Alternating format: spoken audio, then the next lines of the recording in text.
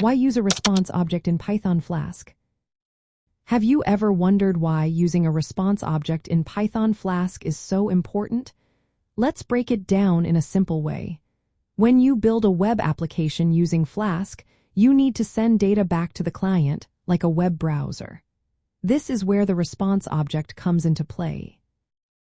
A response object is essentially what your application sends back after a request. It contains everything that the client needs to know. This includes the content you want to show, the status code that indicates how the request went, and any headers that provide additional information. You might think that returning a simple string or dictionary from your view function is enough. Flask can automatically convert these into response objects for you. However, if you explicitly use a response object, you gain more control. For instance, you can set specific HTTP status codes. If a page is not found, you can return a 404 status code. If there is a server error, you can send back a 500 status code. Another benefit is the ability to set response headers. Headers can include things like cookies or the content type. This is especially useful when you need to specify whether the response is in HTML, JSON, or plain text. For example, if you are building an application that serves data as an application programming interface, you might want to return JSON. Creating a response object is straightforward.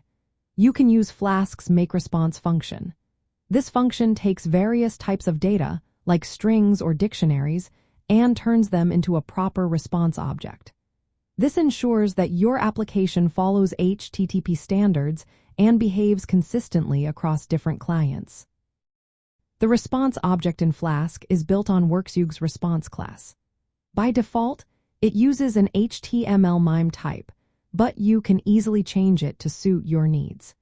This flexibility is particularly handy when you are developing web applications or services that requiring precise control over how data is formatted and sent.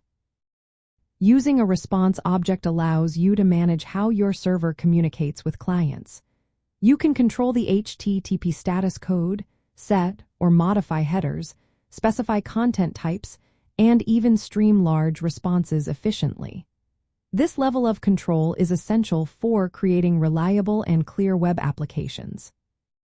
So, when you think about why to use a response object in Python Flask, remember that it helps you send the right information back to the client in a structured way.